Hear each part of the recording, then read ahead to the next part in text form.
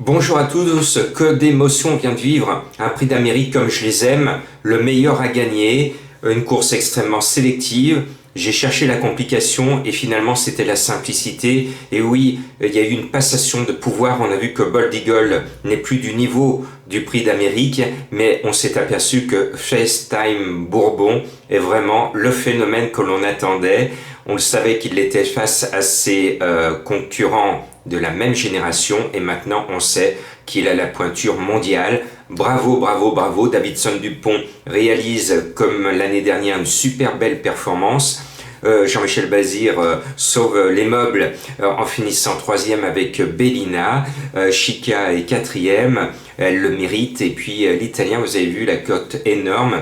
Moi j'ai été déçu parce que Billy de Montfort est super bien parti. Puis ensuite on a vu que ça a reculé, décevant.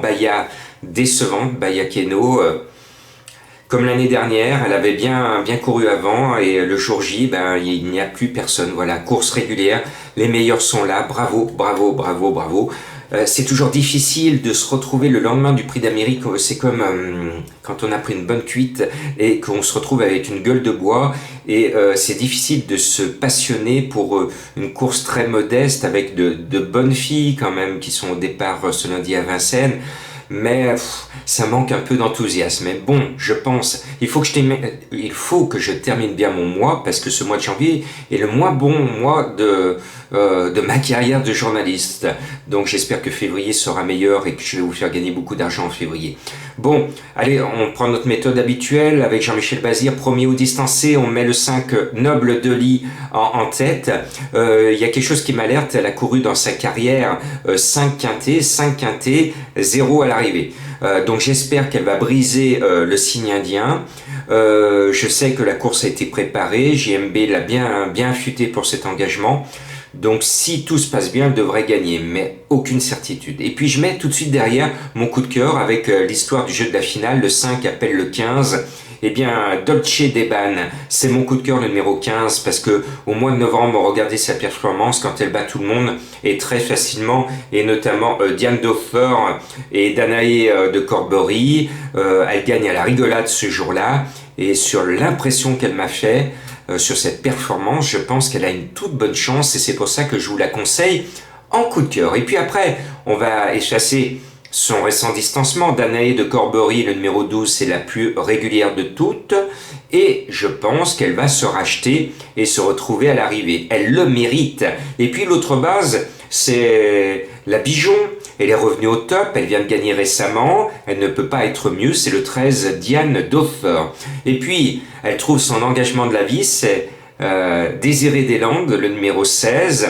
Elle a déjà croisé le fer face à quelques chevaux un peu meilleurs que celle du jour. Et Désirée Deslandes a largement les moyens de profiter de son engagement de l'hiver et même de sa vie, je viens de vous le dire.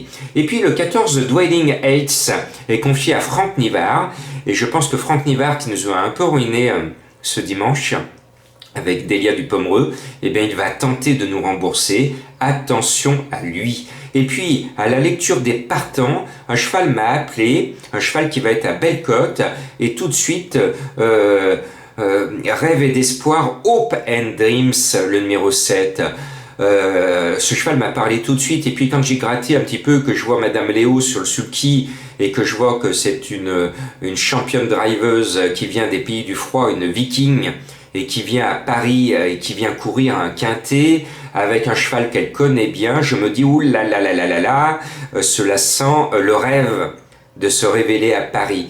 Eh bien, vous savez, j'adore Cendrillon, j'adore les contes de fées. Eh bien, j'espère que cette Madame Léo va se retrouver à l'arrivée avec le numéro 7, Hope and Dreams. J'ai beaucoup d'espoir et je rêve qu'il soit à l'arrivée à très belle cote. Et je termine avec un cheval qui m'a beaucoup déçu à ce niveau, mais un jour ou l'autre il va se réveiller, pourquoi pas aujourd'hui, c'est le 2 Nye, Diamond in the Sky. Alors attention, c'est Goop qui est sur le sulky, Goop qui a gagné à la rigolade le prix d'Amérique, qui a mené la course de sa vie parce que il a tenu le cheval et il fait quoi? Il fait les 200 derniers mètres, et il lâche simplement le cheval dans la dernière ligne droite, le cheval chouf, il vient comme ça, il bat tout le monde facilement sur une pointe.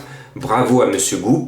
Et souvent, quand on gagne le prix de l'Arc de Triomphe, le Jockey Club, le prix de Diane ou le prix d'Amérique, celui qui est dessus au sulky à la baraka, parce que tout d'un coup on a touché le sublime, on a été béni des dieux, et donc Goup maintenant a une petite auréole au-dessus de la tête pendant cette période éphémère de baraka. Donc attention, et Goup pourrait même gagner. Il pourrait même gagner, donc vous pouvez faire le 8 gagnant placé, parce que Goup est actuellement sublime. Bravo à lui. J'ai bien fait depuis le début de meeting de vous dire qu'il fallait suivre Goup. Il m'a donné raison dans le prix d'Amérique. Voilà, un petit quintet. J'espère qu'on va retrouver la tête du caissier qu'on avait vu quand même samedi. Je vous donnais le tiercé quarté quintet. Bonne chance.